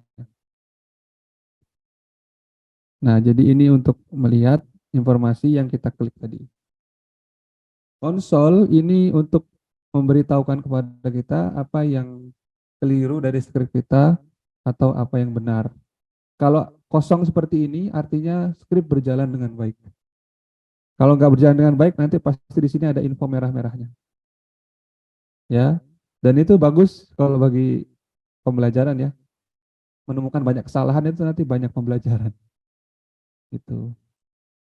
Kemudian tas. Nah, ini kalau kita mau download hasilnya ya. Saya kasih contoh untuk yang ini ada planet ya. SSD, ini misalnya SSD, abundant change, yes. Nah, Misalnya saya running, ini untuk SSD ya, contoh.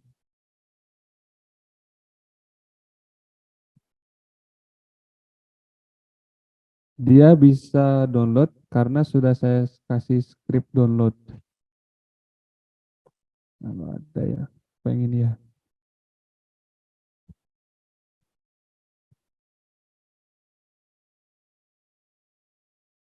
Ya, jadi kalau mau download berarti harus kasih script download. Intinya begitu. Nah, nanti bisa di manage juga dari sini ya. Untuk proses downloadnya. Download. Export ya perintahnya. Export. S2 clip. Nah, ini nanti perintah ini yang harus kita tuliskan. Oke, itu sudah saya perkenalkan lingkungannya. Sekarang kita belajar JavaScript-nya dulu ya. Cara menyusun JavaScript. JavaScript sederhana. Mana ya JavaScript sederhana? Ini ya, belajar JS. Nah, ini dulu ya.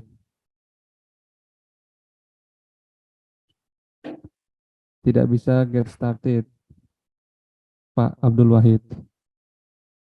Boleh di-share screen-nya, Pak, sebelum kita belajar JS? Silakan Pak Abdul Wahid.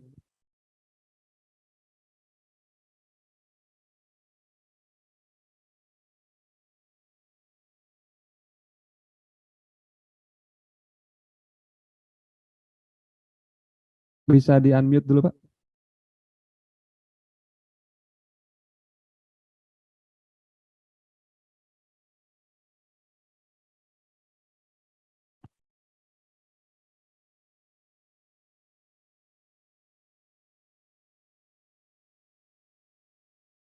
Organisasi sudah dipilih, Pak.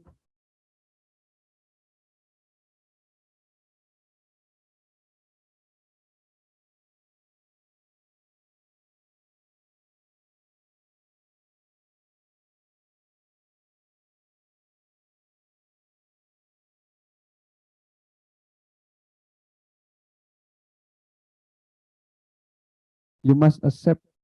Ya, itu di-accept dulu, Pak. Yang scroll ke bawah, Pak. Maaf, ini belum unmute juga ya. Saya sudah minta mute, tapi belum di-unmute.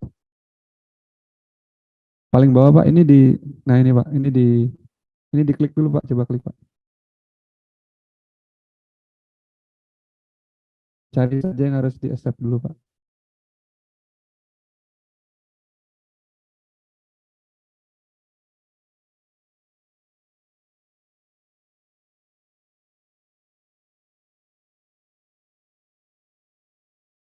Back dulu, Pak. Back, Pak.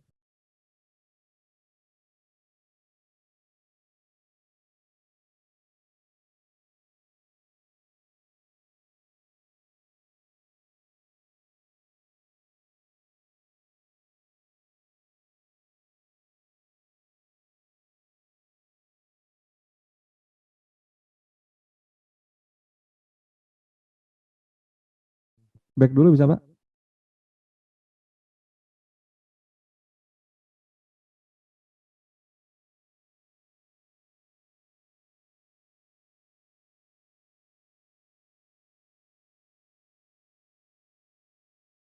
Baik, silakan kembali Pak, atau saya bisa ya.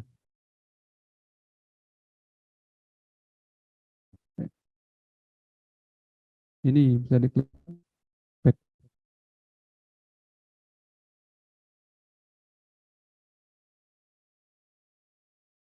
Back lagi Pak. Oke, next. Kalau misalnya yang ini Pak, coba yang ini Pak. Kemudian klik. Oh tidak ada, berarti yang ini Pak.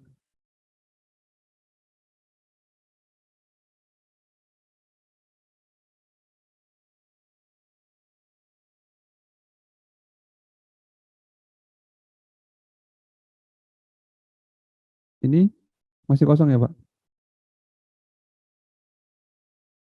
Kalau langsung saja Pak, bisa nggak ya?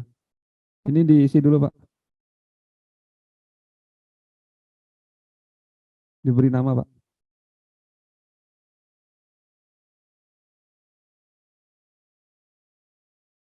Ya, kemudian di oke.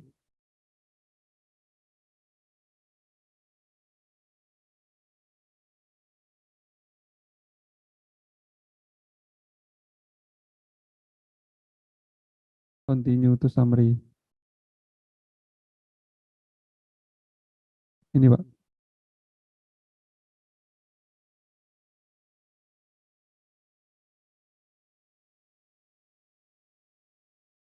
Ini diklik Pak, sorry ini. Yang ini Pak nih. Bukan yang ini. Tuh.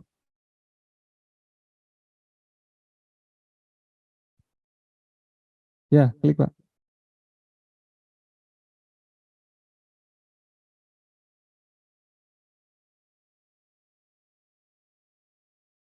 Nah, ini klik Pak, klik, klik, klik.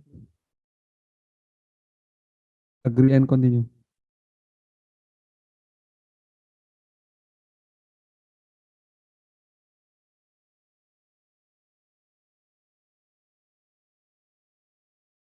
Start free Pak.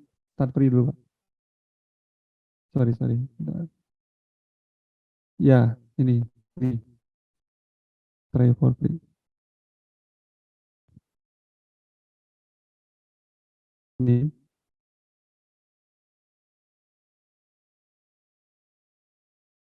Ini dulu Pak, ya itu. Other.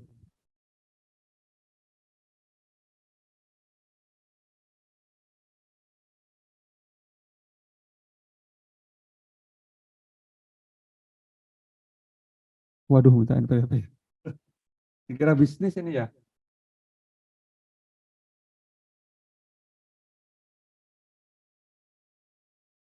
Oke, sepertinya ada gangguan dengan akun ya Pak ya.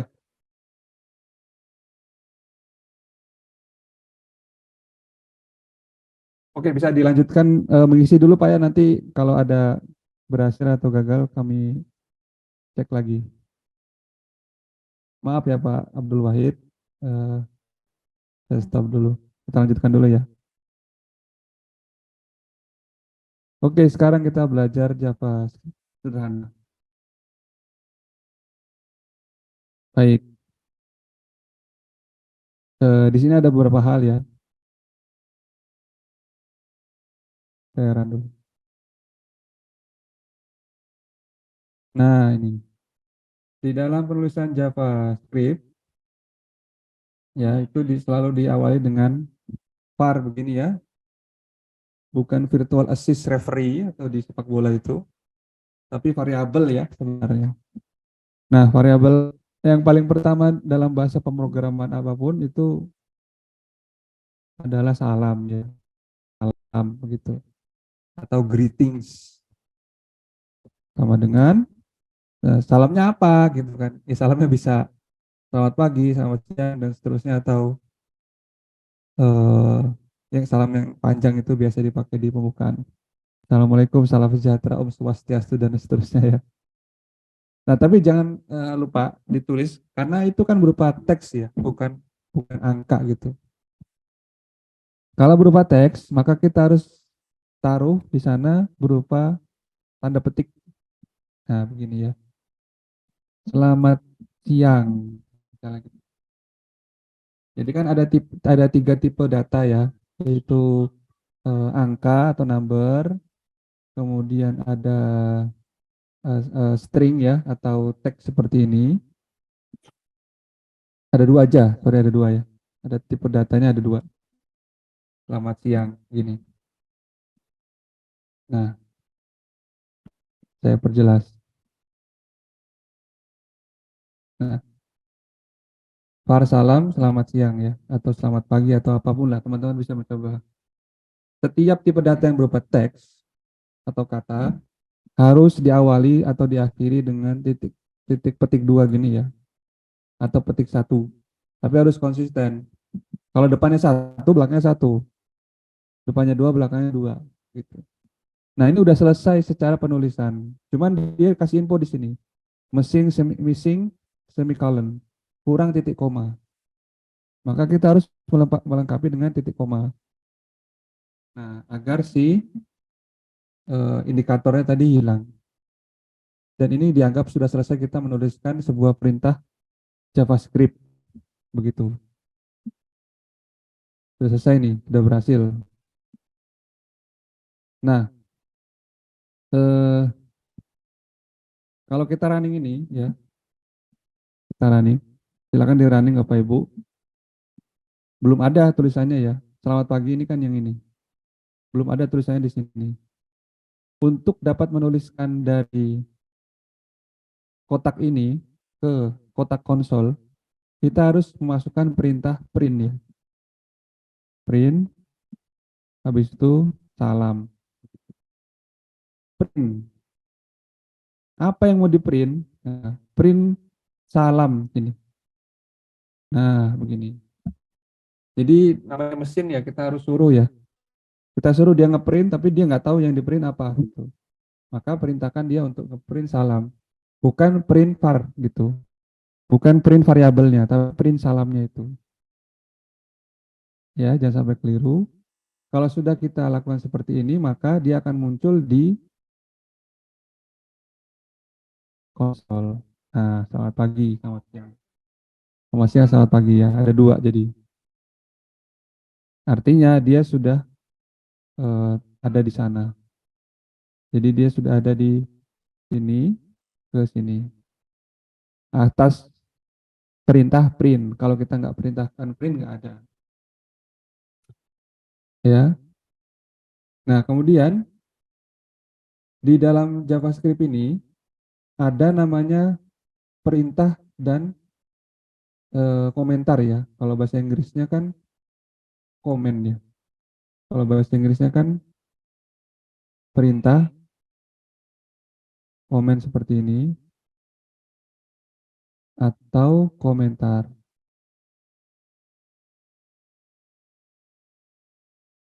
Nah, begini. Ketika kita mengubah perintah itu menjadi komentar, caranya itu adalah dengan ini ya, membuat double slash di depan sebuah perintah sehingga dia jadi komentar. Artinya apa? Artinya si mesin atau si GE ini tidak akan mengeksekusi perintah tersebut karena sifatnya komentar. Contoh ya, kita sudah tahu tadi ini adalah bentuk perintah. Bapak Ibu sudah tahu bahwa var salam, kita perintahkan dia untuk mengeprint salam berupa selamat siang. Tapi kita mau ngubah ini hanya sebagai komentar saja gitu. Kita kunci dia supaya dia tidak dieksekusi. Tinggal ditambahkan double slash. Nah gitu. Nah gitu. Baru kita running. Nah dia tidak akan dieksekusi. Selamat siangnya udah nggak ada kan. Ini untuk mengantisipasi apabila Bapak Ibu bikin script yang panjang, terus mau dihapus, tapi sayang ya, aku udah bikin panjang-panjang kok dihapus gitu ya. Nah, kunci aja dulu pakai double slash itu, supaya dia tidak dieksekusi oleh mesin. Nah, kemudian kita lanjutkan lagi. Yang bawah juga sama, salam membuka. Sekarang untuk yang angka ini ya. Nah, kalau angka itu bisa langsung ditulis aja. Nomornya berapa? 100 gitu. Misalnya variabel nomor 100. Kalau penulisan angka, ini dia akan berwarna biru. Otomatis berwarna biru sebagai penanda ya. Ada juga list, yaitu daftar ya. Kalau list daftar, dia diawali dengan kurung siku. Atau dictionary, kamus ya, dia diawali dengan kurung kurawal. Kita bisa lihat di sini bedanya apa. Ya, misalnya my list. Di sini tertulis my list. GEE. GEE adalah perintah baru. Salamnya di sini kan hello world. Salamnya merujuk ke sini. Nah, nomor yang ada di sini merujuk ke sini. Saya running dulu biar sama.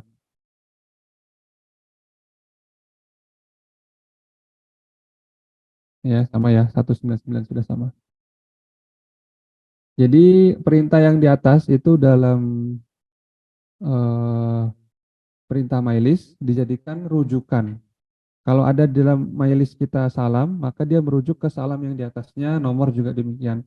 Jadi nggak perlu kita membuat perintah berulang-ulang, bisa kita rujuk saja menggunakan kemampuan MyList ini ya, atau list, atau menggunakan perintah dengan kurung siku atau kurung kurawal.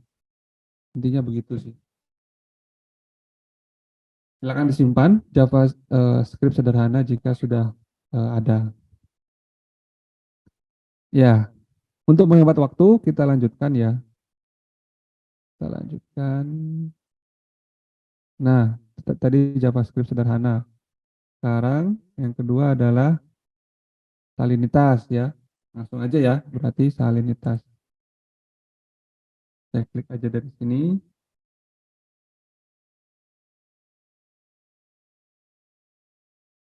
Nah, ini salinitas.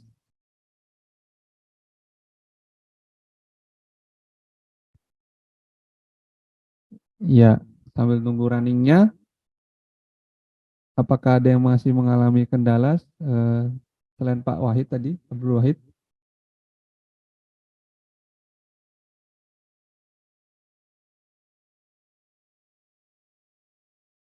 Masih. Oke, ini dari panitia tadi ada bantuan untuk Pak Wahid, mungkin panitia bisa share screen ya, terkait loginnya bagi yang institusinya tidak terrecognize tadi. Mungkin panitia bisa share screen ya, saya stop dulu.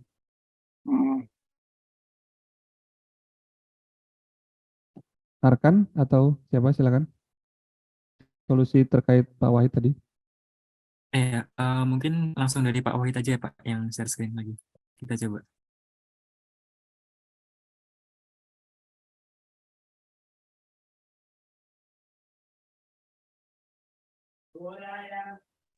Boleh share screen lagi Pak Wahid? Ya.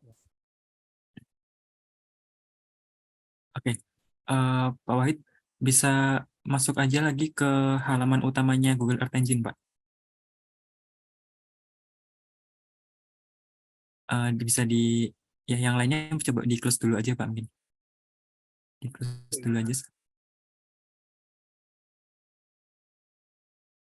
Kita masuk ke halaman, ya, di close aja Pak.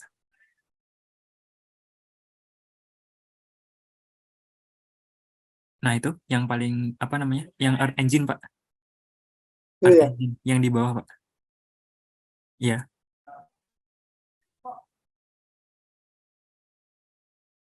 Bukan Pak, yang sebentar ya. Websitenya earthengine.google.com. Saya ketikkan di kolom chat ya Pak.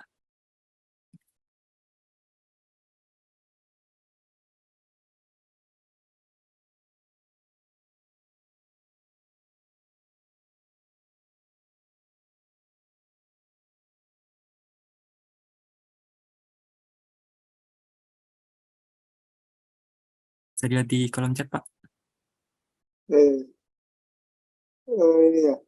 Iya, earthengine.google.com. .com ya.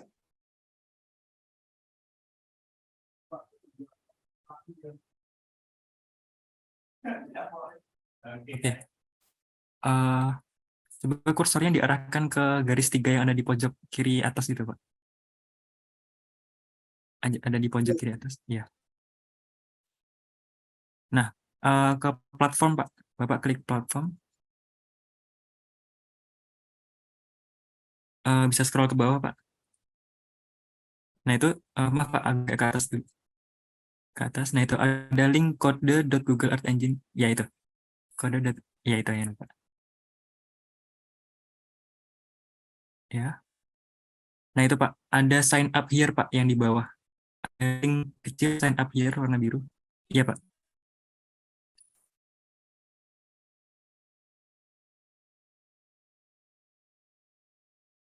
Nah ini bisa diisikan Pak, kolom-kolom yang ada di bawahnya. Oh ini ya. Ya, betul di situ.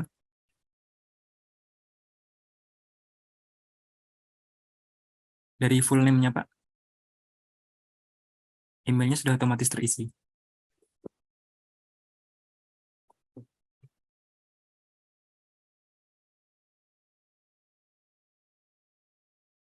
Ya, kemudian yang institutionnya,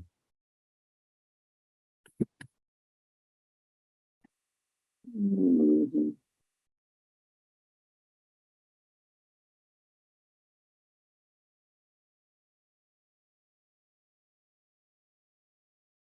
Order ya. iya boleh Pak. Lalu country-nya Pak, pilih Indonesia.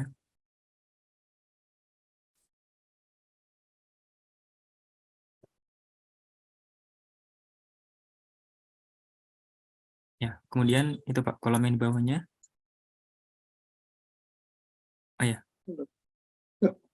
bisa boleh Pak ya diketikkan ordernya dulu boleh.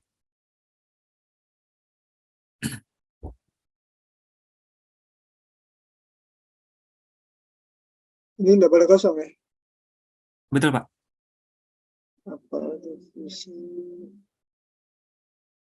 NGO gitu bisa kali Pak. NGO. Ya. Oke. Ini ya. Ya. Nah, itu harus Kosong. ditulis, Bapak nanti tulis itu pakai minimal 50 karakter, bahasa Indonesia, bahasa Inggris bebas. Habis itu I agree, habis itu I'm not robot, habis itu submit, Pak. Udah bisa itu.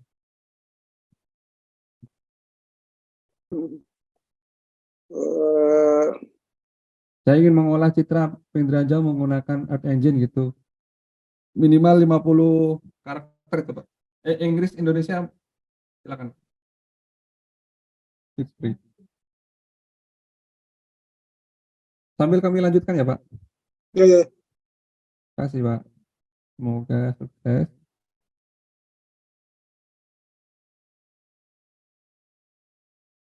Apakah SHP WPP will share? Oke, SHP WPP. SHP WPP ya. Sebentar, sebentar. Saya carikan dulu SHP WPP-nya. Iya.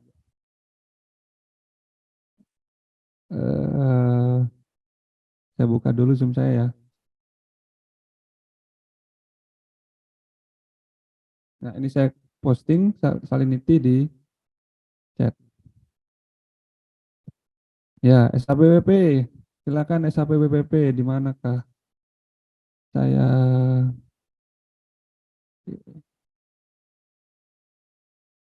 SUP aja.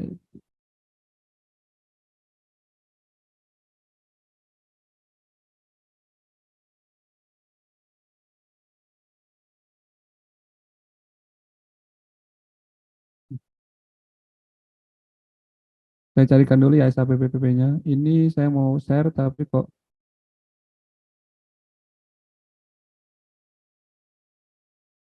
ya. Nanti saya share ya. Kalau enggak ini saya kasih tahu caranya. Silakan yang di chat bisa di running. Kalau enggak tuh bisa gini. Ya, nanti kami share di grup juga. Ini ya saya kasih tahu dulu teman-teman. Ini yang paling pertama salinitas ya. Indonesia sudah dapat, salinitas Indonesia sudah dapat. Dapat diperhatikan di sini ya. Dataset apa yang kita gunakan? Nah, ini adalah perintah untuk manggil dataset ya. Kalau ini tuh bebas mau kasih citra, data apa segala macam, ini bebas. Tapi ini yang harus mengikuti ketentuan Earth Engine sampai harus ditulis sampai dia berwarna ungu.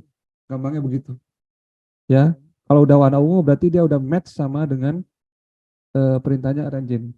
Kalau misalnya dia nggak berwarna ungu, ini. Nah, kita sembarangan nih nulis collectionnya C-nya kecil ya. Dia nggak kedetek sebagai perintah yang bisa dieksekusi. Jadi dia case sensitif. Nah, harus dibesarkan, dikapitalkan C-nya supaya dia terdeteksi. Nah, image collection apa yang mau kita pakai? Kita pakai HiCom di sini ya, pakai citra HiCom. Apakah citra HiCom itu? Lihat lagi di dataset. Ya, kembali ke dataset. Makanya ini kalau masih belajar bisa selalu dibuka ya. Dataset beserta skripnya. HiCom, mana HiCom? Nah, ini masih loading. Citra HiCom ada di sini. Jadi kita bisa lihat speknya HiCom sebelum kita eksekusi. Atau di sini juga bisa. HiCom. Nah, ini ya. HiCom tersedia apa saja? Banyak nih ya. Sea surface elevation ya. Kalau tadi sudah cuma contohkan salinity, ternyata banyak. Ada elevasi ketinggian muka air, water temperature and salinity. Nah, ada juga kecepatan ya ini velocity. Dan ada yang deprecated. Kita lihat aja di sini kita klik. Nah, di sini ada speknya. Nah, ini benchnya. Ini surface elevation. Kalau tadi kan saya yang salinity ya. Berarti HiCom salinity ini ya. Benchnya kita sesuaikan. Nah, dia bisa disalinity kedalaman berapa? Kedalaman 0, kedalaman 2, sampai kedalaman berapa nih? 5.000 ya. 5.000 meter nih bisa nih. Nah, misalnya mau penelitian mengenai fish apartment ya. Fish apartment begitu. Kan kalau kerambanya itu di bawah permukaan air juga bisa juga ada ya di dasar begitu. Nah, tinggal kita sesuaikan pada kedalaman tersebut temperatur berapa sih? Nah, berarti kita panggil. Kita panggil sesuai dengan kedalaman tersebut. Gimana cara manggilnya?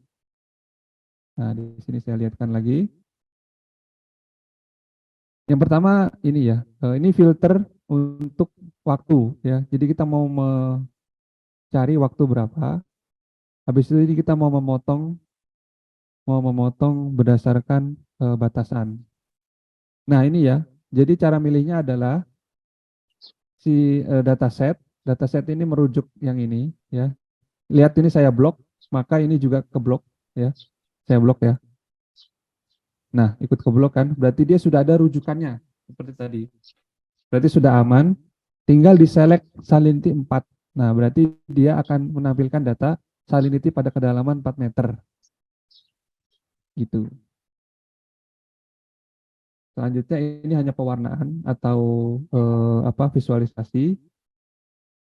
Kemudian ini klipnya lagi, ini adalah perintah untuk menampilkan objek dan ini juga sama. Jadi setidaknya ada 3 perintah di sini ya. Yang ini adalah pemilihan data, yang ini adalah pemilihan bandnya atau eh, kedalamannya atau salinitasnya tadi ya, atau parameternya, pemilihan parameter.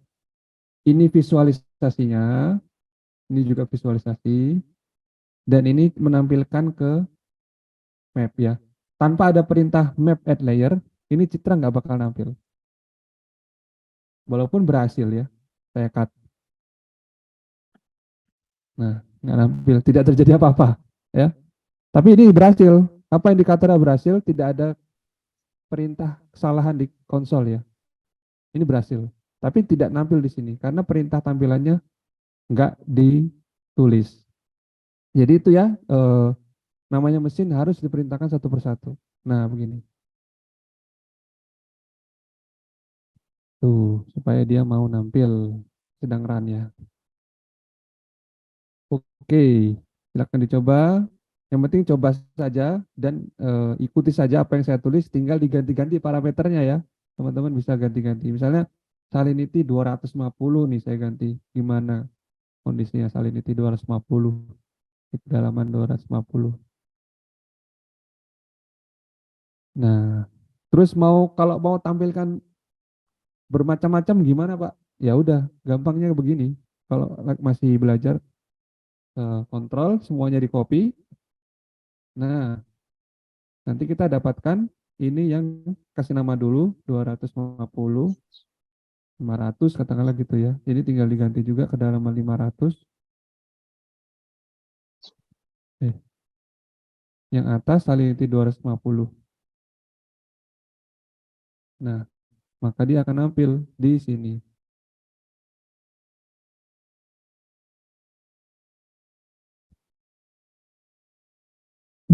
Di layernya. Ya, sambil menunggu saya lanjutkan ya. Tinggal 15 menit lagi, tidak terasa. Nih ya, nih ada 2 layer ya. Coba saya uncentang. Nah, yang satu masih loading.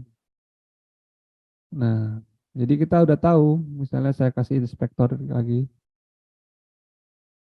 di Laut Sulawesi atau Laut Maluku. Nih, di Laut Maluku berapa indeksnya ini? Nah, bisa kelihatan di sini ya. Nih, pada koordinat tersebut berapakah salinitas di kedalaman sekian dan kedalaman sekian. Oke, saya kembali lagi ke slide. Ini juga sama, si surface temperatur. Saya share ya.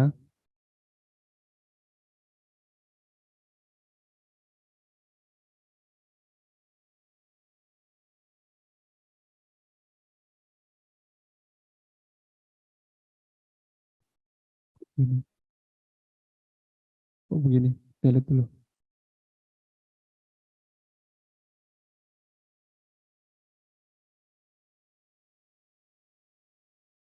Running lagi.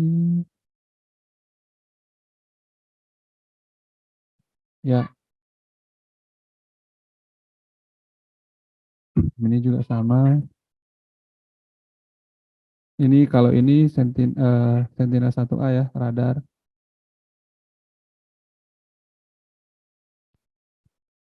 Slide bisa di-share. Ya, slide dan video di-share. Nanti share. Akan kami share ya, Pak Wawan HN. Ya. Wawan menjawab Wawan ini. Wawan bertanya pada Wawan ya. Ya, siap. Nanti kami share slide dan video. Makasih, Pak. Iya, sama-sama. Aprodita Selbila. Mohon izin bertanya Pak, kalau ekspor air sampai ketentuan mangrove kemarin ekspor malah geometri ROI-nya, bukan hasilnya. Oh, itu ekspornya berarti harus disesuaikan ya. Ekspornya harus disesuaikan. Yang diekspor itu adalah result-nya. Contoh,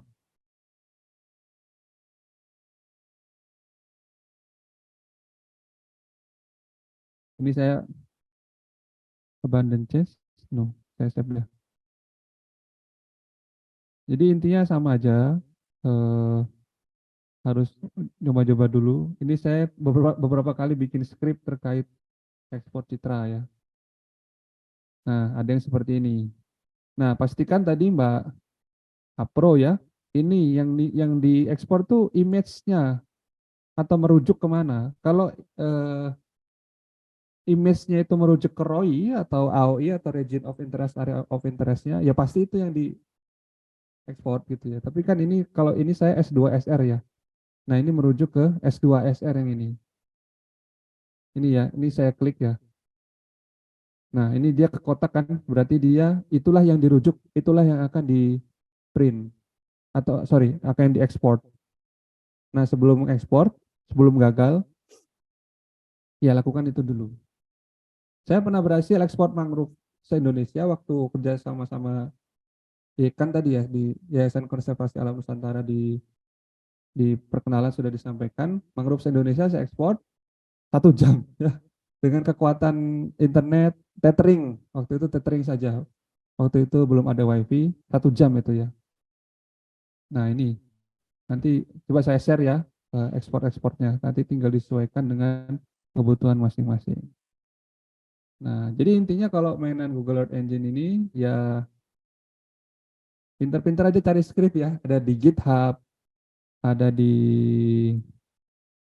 forum-forum, forum apa namanya, forum-forum yang membahas GEE gitu, banyak kok, sekarang udah banyak. Ya, cuman usahanya itu kan, usahanya mencarinya. Lebih enak nanya ya, nanya langsung dapat gitu, itu paling enak. Ya seperti ikut sekarang ini nanti saya share semua skrip terkait kelautan. Oke. Saya sampai 10.50 kali ya, atau teman-teman gimana panitia? Saya Arkan bagaimana Mas MC Arkan? Ya Pak, boleh sampai 10.50. Nanti selanjutnya tanya jawab. Ya, oke. Ya, silakan dicoba dulu yang ada di layar itu ya. Ada di chat, sorry. Nanti sisanya saya share. Ada lagi yang bertanya, Mbak Kaila, izin bertanya kalau melakukan digitasi apakah bisa dengan DGE? Bisa, digitasi. Bisa, digitasi. Digitasi itu dari sini, Mbak. Eh, kita polosan dulu ya, kita polosan tampilkan citranya aja. Nah, tadi citra Indonesia misalnya. Ya, citra Landsat Indonesia, kita ke tempatnya LabG yaitu di Jawa Timur. Ya, kita ke Jawa Timur, kita ke Kota Malang. Saya mau digit misalnya. Nah, pakai yang ini ya. Ada rectangle kotaan atau shape itu geometri atau ini line itu garis atau ini point ya. Kalau mau digit misalnya apa ya? Nah, misalnya di sini ada bangunan, berarti katakanlah pakai ini. Lensa 8 nggak jelas ya. Ya, seadanya data di lensa 8. Ya ini begini digitnya seperti ini. Nah, sama seperti digit di desktop. Nah, jadi gitu. Ini udah kesimpan bersama projectnya ya. Bisa dilihat di sini. Nah, ini kan saya nggak ngapa-ngapain skripnya, tapi dia timbul tanda bintang artinya nggak ke simpan. Ini karena saya melakukan digitasi di hasilnya tadi. Nah, ini saya save aja. Gitu. Dia akan muncul sebagai geometri di sini. Gitu caranya digit ya, Mbak ya. Klasifikasi multispektral juga yang paling sering kan klasifikasi multispektral. Hasil digitnya bisa diekspor, Pak. Cara memunculkan panel step. Hasil digit bisa diekspor. Hasil digit bisa, saya belum pernah sih, kita coba aja ya. Hasil digit bisa diekspor. Hasil digit sepertinya kok nggak bisa ya. Ini geometrinya. Eh, tidak bisa ya. Atau kalau bisa ini sebagai CSV, bukan sebagai SHP. Ya, jadi ini bentuknya CSV. Kemudian bertanya lagi, JSON bisa ya. Oke, terima kasih Mas Ardi. Memunculkan panel save. Memunculkan panel save. Langsung muncul nih, gimana? Pak, di tempatnya nggak muncul? Pak Agung Nugroho. Ini tadi disampaikan Mas Ardi bisa disimpan sebagai JSON ya. Jadi belum belum SHP. JSON. Tombol save langsung muncul, Pak. Kalau tombol save nggak muncul seperti ini berarti tidak ada pengubahan di skripnya. Ya. Selama ada pengubahan sedikit aja, misalnya ini ada titik ya, saya hapus titiknya. Nah, maka dia langsung muncul. Jadi jangan khawatir kalau tombol save nggak muncul, artinya memang tidak disentuh sama sekali lah skripnya itu.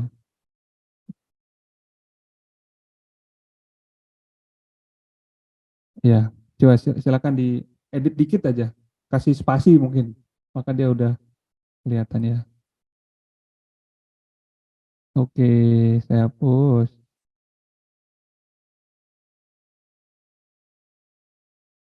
Hapusnya juga dari situ.